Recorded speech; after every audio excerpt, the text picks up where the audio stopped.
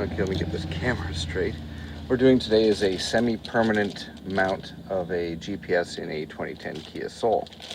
So basically, do not want this ridiculous cigarette lighter plugged into the cigarette lighter socket or the accessory socket, because these wires dangling around the car are a pain in the ass. So what we're going to do is we're going to wire into the fuse panel, but you can't just cut this and put the positive and negative, hook them into the fuse panel, because this little end here has the voltage controller, the amperage controller for charging the GPS. If you just plugged it into 12 volts, the amps would just destroy your battery in your GPS. So what we basically want to do is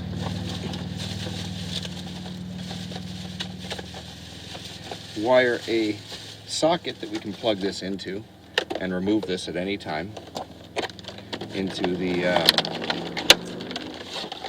fuse panel.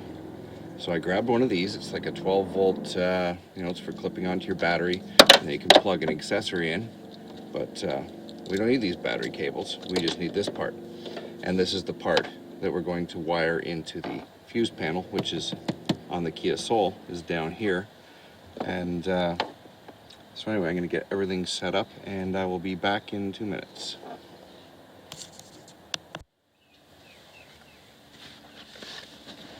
Okay, so since it's always better to have your GPS on the driver's side in the corner where it's not blocking your field of view.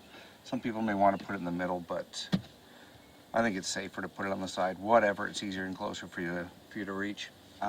This is specific for the Kia Soul because all cars are going to be a little bit different. So this fuse panel, we're also going to need a ground, and underneath here we're going to find a ground.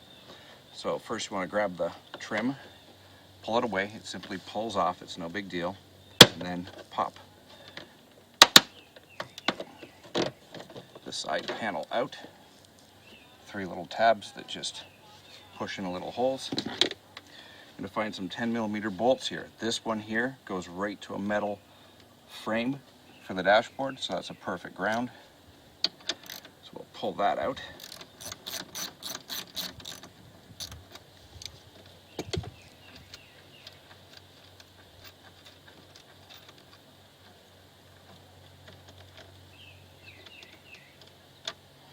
And we'll just be using a ring connector in there. When we go back in, we'll put it behind.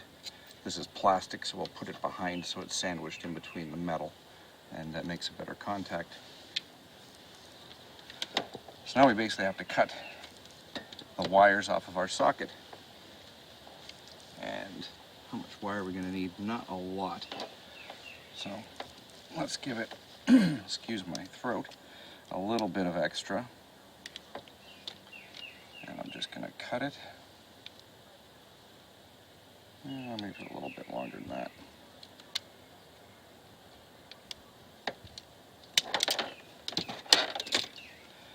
And then we're going to peel this back and expose the 2 cables. Oh, I need a knife. Of course I do. I think, can I just grab this and peel it?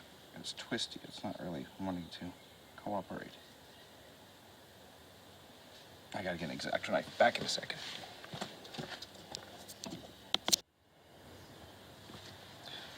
Okay, so I went ahead and stripped the 2 wires and determined which one was negative, which one was positive. Generally, 99.99999% of the time, that center pin in the bottom is going to be positive. The one that mates up here, that's going to be the positive one, and the ground, the negative, will be the outside casing, so that when you push it in, it's almost impossible to, if something just touched in there, it would have to go right down deep in the center in order to touch the positive. So anyway, so I've left the negative a little longer and measured it out so that when it comes up to this bolt hole here, this is going to fit nicely down in here and be out of the way. And again, this is the positive, and what I'm going to be using to tap into the fuses is an ADA fuse, or ADA circuit. And what it is a little fuse just like your regular fuse. It pops in, and then it lets you add a circuit on top. So you'll plug this into the circuit that we're gonna use the reverse light, because the reverse light is only on when the car is on. You don't need the GPS on if the car's not on, and we don't want it charging if the car's not on. So when the car is turned on, the reverse light has power. There's power to that circuit. So we're going to use the reverse light circuit. And then we'll take the reverse light fuse and put it in those bottom two. The bottom two, just plug it back in like a regular fuse, and the top part will be the fuse for the new circuit. And I'm going to use a solder and shrink. These are the greatest butt connectors you can get. They shrink, solder, and also glue everything all at the same time. And basically you throw the terminal over. I mean, you can use a regular crimp connector. I'm using this because this is what I have. This is the only things I use now that I discovered them a couple of years ago. They're the greatest. And you essentially twist your wires together. Oops. They don't really have to be that well twisted, and then you're just going to center them on the solder. So the solder's in the middle where the wires are. Then you can use a heat gun or a lighter. And we're just going to heat that up. And it's going to, the shrink tube's going to shrink, obviously. And the solder is eventually, you'll see it, it'll melt and solder. And also the nice thing about these is there's also glue inside the ends. So once everything is shrunk together, it is also going to glue. These are marine grade, so no water gets in. They glue, and then nothing's getting in there, and this is not coming apart. So we're close. You don't want to heat these things too much. You want to just slowly heat them. And eventually you'll see it flow. Come on. You'll see the solder in the middle flow. You can do it. It's starting to get there. It's almost there. And there it is. It's flowing.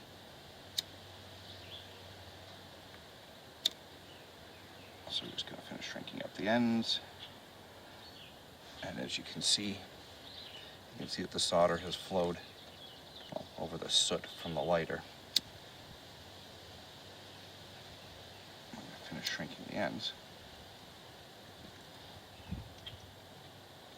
The solder has flowed and the glue has glued everything together. And that's nice and sealed. And again, like I said, we're going to be using the backup lamp. Oh, my throat is done today. So for this one, we are going to use, this is just, oops, where'd it go? Again, the ring connector. And this one is a crimp and then shrink. So I couldn't find any solder ones like this.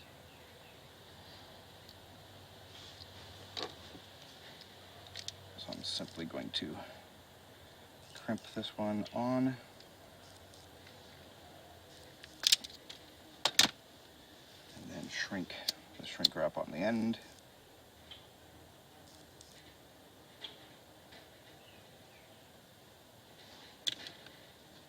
And we have a nice stiff. So first let's put the ground in. I'm going to pull the plastic back, slide this. Hopefully my head doesn't get in your way. Oop, we want to go under.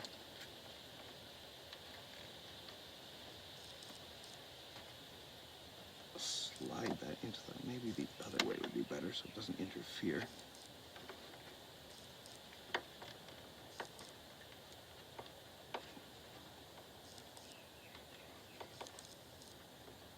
There we go. Put the bolt back in.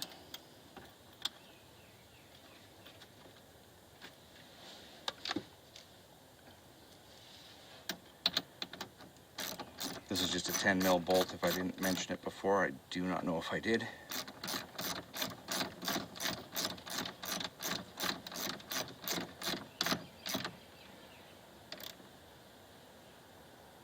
And that'll give a nice ground. And now all we have to do is hook up our positive. So now look at the little fuse diagram. And where is backup lamp? 10 amp, this top one right here, backup lamp. So, oh wow, I gotta get a fuse puller or some needle nose pliers to get in there and get that sucker out, because my hands are not that small. Back in 1 second. Okay, I'm not gonna be able to get you in here because this is a tiny little spot. But this 10 amp fuse for the backup lamps is just in the top right corner.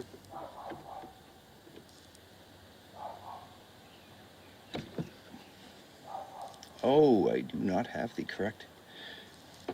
The hell, this is the little mini fuse. Oh well. I think it'll still work. It better. But I don't think this 10 amp is going to go back in here, which it will not.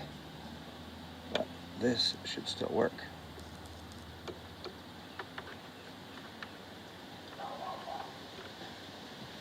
Plug into the 10 amp fuse socket.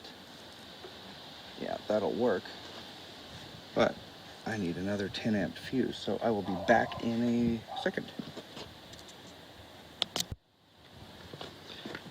Okay, I do not have a small 10 amp fuse, so I'm just going to have to go to the auto parts store when I'm done, but I can still show you how this works. So we're just going to pretend this is a 10, it's a 15.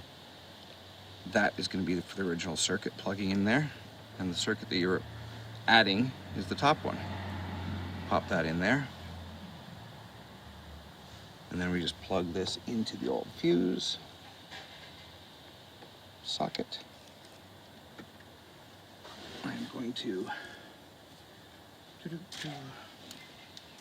back in 1 second. I'll get the GPS ready and we'll make sure this has power. Back in a second. Okay, so I've got the GPS plugged in, and I'm going to turn the ignition on because that's the only time that the backup lamps get power, and the little light came on, so that means we have power. Ignition off, no power. Power, no power.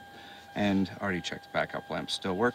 So now it's just a matter of, let me unplug this and shut the stupid ringer off. Now we're just going to feed this wire. Well, it depends on where you want to hook it. You're going to feed it up through the dashboard and in through a little hole in the trim panel to wherever you're going to hook it. This part is completely up to whoever wants to do it, wherever you want to put it. And then this will just tuck back in here. You'll put everything back together, and this will be completely up and out of your way. And thank you for watching. Hope it helps somebody. Okay, so there's the GPS hooked back in the wire. Oops, you can see right here that runs down in front of the A pillar, and then down here to in front of the fuse box, where it's just going to be plugged in to the lighter socket. Let me do that now. Sorry. And then we'll just simply tuck the whole thing down carefully into the bottom, out of the way of all of this stuff. All the fuses and everything. So there, all done. And I'll just put the trim back on and we're all done. Let's just turn the ignition on and make sure this still works. If I can find a key.